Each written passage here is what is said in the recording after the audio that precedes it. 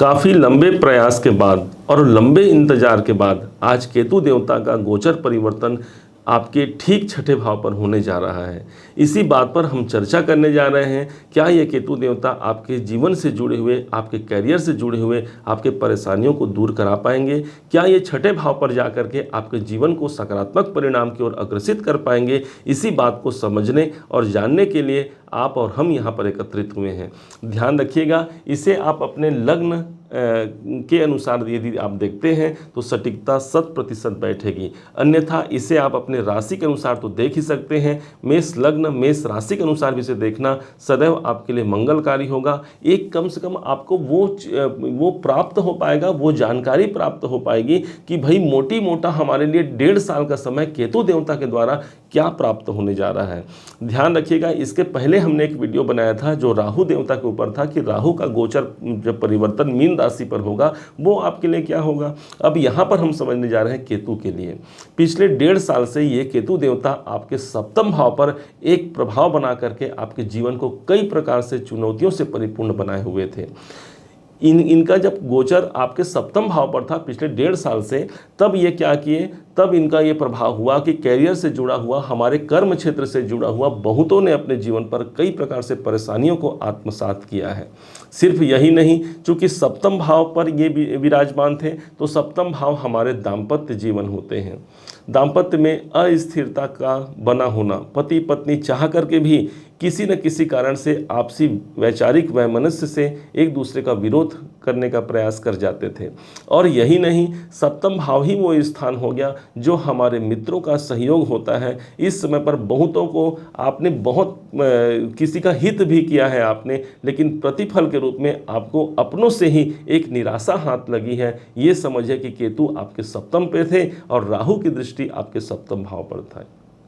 ठीक 30 अक्टूबर सन 2023 का वो दिन आएगा जब ये केतु देवता आपके जीवन से 18 साल के लिए, मतलब कि 18 साल के लिए आपके सप्तम भाव को छोड़ करके आपके छठे भाव पर प्रविष्ट हो जाएंगे और फिर 18 साल बाद ये आपके पुनः फिर से यहीं पर आएंगे। तो अब क्या ये छोड़े हैं आपके सप्तम भाव पर? प्रश्न उठता है भाई, तो क्या हमें कैरियर में सफलता मिल जाएगी? क्या हमें स्वास्थ्य से जनित जो परेशानियां हैं क्या उससे मुक्ति मिल जाएगी? तो हाँ, ये समझिए कि कैरियर में आपका जो प्रॉब्लम चल रहा था, जो बाधाएं चल रही थी, उससे कम से कम आप फ्री हो जाएंगे। केतु ने इस भाव को छोड़ा है। दूसरी ओर जैसे ही ये केतु आपके सप्तम भाव को छोड़ करके छठे भाव पर आएंगे तो छठा भाव हमारे रोग हैं, हमारे कर्जे हैं, हमारे शत्रु हैं। तो क्या इनको बढ़ाएंगे? तो ध्यान दीजिएगा, केतु का ट्रांजिट जब भी तीसरे घर पर, छठे घर पर, दसम भाव पर अथवा एकादश भाव पर होता है तब इनके ट्रांजिट को बहुत अच्छा माना जाता है। इसका मतलब केतु उस भाव से जुड़ा हुआ आपको शुभ परिणाम भी देते हैं। बहुतों ने द्वादश भाव को भी माना है, लेकिन आपके लिए समझिए इनके छठे भाव पर है, मतलब इनका प्रभाव आपके लिए तो भाई शुभ होने वाला है। क्या होगा? तो छठा भाव होता है हमारे, सबसे पहले हमारे कर्जों का। यदि आप पहले से कोई कर्ज से परेशान हैं, कौन चाहता है अपने जीवन पर कर्ज लेना? हम कोई नहीं चाहते, लेकिन एक परिस्थिति ऐसी बनती है कि हमें कर्जों की ओर अग्रसित होना पड़ता है, कर्ज उठाने पड़ते हैं। यहाँ ये मानिए कि केतु देवता आपके इसी भाव पर है, अर्थात सीधा 30 अक्टूबर से लेकर के 18/5/2025 तक रहेंगे। पूरे के पूरे आपके कर्जों का निपटारा होने की संभावना सर्वाधिक बनती है। यदि आपको लगता है कि मैं अपने कर्जों से मुक्ति नहीं हो पा रहा हूं, तो भगवान का ये बहुत बड़ा आप कृपा मानिए कि केतु आपके छठे भाव पर हैं। कहीं ना कहीं कोई ऐसा प्रतिफल आपको दिला जाएंगे जो शायद आपके कर्जों से आपको मुक्त करा जाए। छठा भाव ही हमारे स्वास्थ्य का होता है, चूँकि ये हमारे रोग को प्रदर्शित करता है। तो बहुत से लोग यदि रोग से अपना त्रस्त है, परेशान है, बहुत प्रयास करने के बाद भी हमारी दवा नहीं लग रही है, तो ये माने केतु देवता आकर के, एक सन्यासी हैं केतु देवता, यहाँ पर जब आएंगे तो कोई एक अच्छा मंत्र प्रतिफल भी दे जाएंगे, जिससे हमारे स्वास्थ्य जनित परेशानियाँ भी दूर होने की संभावना काफ़ी बढ़ जाएगी। सिर्फ यही नहीं, छठा भाव ही हमारे शत्रुओं का होता है। हम कोई भी नहीं चाहता कि हमारे जीवन में शत्रु हो, परंतु कई शत्रु ऐसे होते हैं जो दृश्य होते हैं और कई शत्रु ऐसे होते हैं जो सामने आकर के हमारे जीवन को बाधित भी कर जाते हैं। तो किसी भी प्रकार से शत्रु हो, यहाँ पर केतु देवता विराजमान है, उनके अपने पसंदीदा स्थान पर विराजमान है, इसलिए शत्रुओं से मुक्ति होने के लिए भी ये सर्वाधिक उपयुक्त माना जाएगा। अब विशेष बात तो ये हो गई कि यही आपके नौकरी का भाव होता है।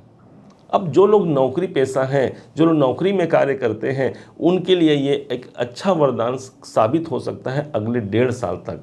30 अक्टूबर से अगले 1.5 साल तक शनि देवता छठे भाव पर है। इसका मतलब आप नौकरी में भर करके प्रयास कीजिए, क्योंकि राहु देव ऑलरेडी 12वें घर पे हैं। जो लोग विदेशों में अपना नौकरी प्राप्त करना चाहते हैं या जो लोग ऑलरेडी विदेशों में रह करके नौकरी या जॉब करते हैं, उनके लिए भी ये ट्रांजिट, ये गोचर परिवर्तन अनुकूल होगा, क्योंकि राहु देव आपके 12वें भाव पर है और केतु देव आपके छठे भाव पर है।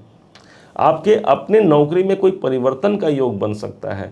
हो सकता है आप कहीं जाना, अन्य जगह पर अपना परिवर्तन करना चाहते हैं नौकरी के लिए, आप तैयार हो जाइए। केतु देवता कहीं न कहीं परिवर्तन का एक समावेश बनाएंगे, क्योंकि केतु को सहयोग करने के लिए राहु देवता भी इस समय पर परिवर्तन भाव पर ही है, अर्थात द्वादश भाव पर ही विराजमान है। यही वो भाव होता है, छठा भाव ही वो स्थान है जो आपकी प्राप्तियों का है।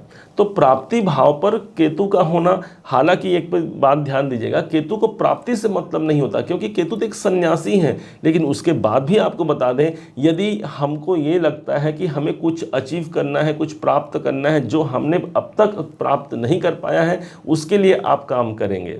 हालांकि यहाँ पर यह समझना है, कुछ समय के लिए आपके मन में ये आ सकता है कि भाई जो कुछ है छोड़ दो। कुछ ऐसा होगा कि मान लीजिए आपको 100 रुपये प्राप्त हो रहे हैं और आपको ऐसा कहीं पर ऐसी संभावना बनी कि वहाँ पर आपको कुछ पैसे 20 रुपये 10 रुपये छोड़ने पड़े, आप उसे छोड़ जाएंगे, क्योंकि वो एक दयालुपन, एक उदारता की प्रवृत्ति आपके जीवन पर आएंगी, क्योंकि केतु देव आपके छठे भाव पर है।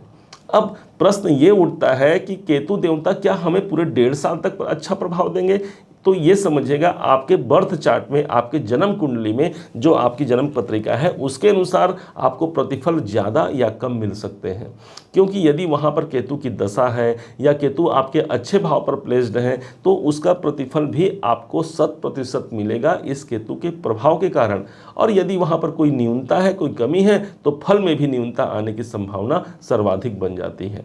अब कैसे इस केतु को अच्छा बनाया जा सके, इस केतु के प्रभाव को अच्छा लिया जा सके, इसको बड़े ध्यान से समझिएगा। माना जाता है अग्र पूजित श्री गणेश जी महाराज इस केतु के देवता माने गए हैं, और इस केतु को माना गया है भगवान श्री गणेश के जो कारक ग्रह माने गए हैं, वही ये केतु होते हैं।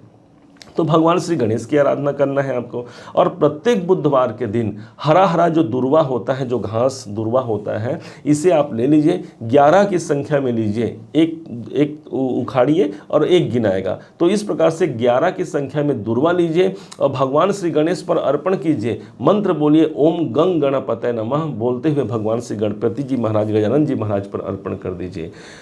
विश्वास कीजिए, भगवान श्री गणेश जी विघ्न हरण मंगल करण है, समस्त प्रकार के विघ्नों को दूर करेंगे और जीवन में मंगल को आपके जीवन में, अर्थात शुभ कामनाओं को आपके जीवन पर ला करके खड़ा कर देंगे। और दूसरी तरफ इसी केतु के दुष्प्रभाव से भी आप बच सकते हैं, इनकी कृपा प्राप्त कर सकते हैं। क्योंकि ध्यान होगा आपको, इनका संबंध श्री गणेश जी का संबंध केतु से कैसे है, तो आपको ध्यान होगा कि माता गौरी ने जब श्री गणेश जी को द्वारपाल बना करके खड़ा कर दिया था और अंदर आने के लिए मना किया था, भगवान भोलेनाथ आ गए, और उसी समय इन्होंने जब रोका तो भगवान शिव शंकर ने इनके गले को काट दिया, और तब बाद में गज का मस्तक भगवान श्री गणेश जी को लगाया गया था। ठीक उसी प्रकार से समुद्र मंथन के समय पर भी भगवान विष्णु ने राहु की गला को काट दिया था, ऊपर भाग राहु बना और नीचे का भाग केतु बना था। तो ये कनेक्शन बनता है। श्री गणेश जी इनको वरदान दिए हैं कि हे केतु देवता, जो कोई मेरी शरण में आएगा उसको तुम्हारे दोष नहीं लगेगी। केतु ने इसे बारंबार भगवान श्री गणेश को प्रणाम किया और कहे, श्री गणेश जी महाराज, मैं आपके इस वरदान को स्वीकार करता हूं और मैं आपके वंदना करता हूं। तो इस हिसाब से यदि श्री केतु की कृपा चाहिए, केतु के दुष्प्रभाव से बचना है, तो गणनायक से जुड़ना होगा। हरे हरे दुबी जो है आपको सदैव मंगलकारी और शुभ प्रतिफल आपके जीवन पर दे जाएंगे। उम्मीद है आप सबने इसे समझा होगा, आप सबने इसे जाना होगा। यदि आपने इसे समझा है, जाना है, मेरे समझाने का प्रयास यदि आपको सार्थक लगा हो, तो हर बार की भांति इस बार भी अपना प्यार भरा लाइक और कमेंट करना कभी मत भूलिएगा। और हाँ, यदि अभी तक आपने चैनल को सब्सक्राइब नहीं किया है, सब्सक्राइब भी कीजिएगा। पुनः एक बार फिर आप सभी का दिवस बहुत मंगलमय हो, इन्हीं शुभकामनाओं के साथ जय श्री गणेश।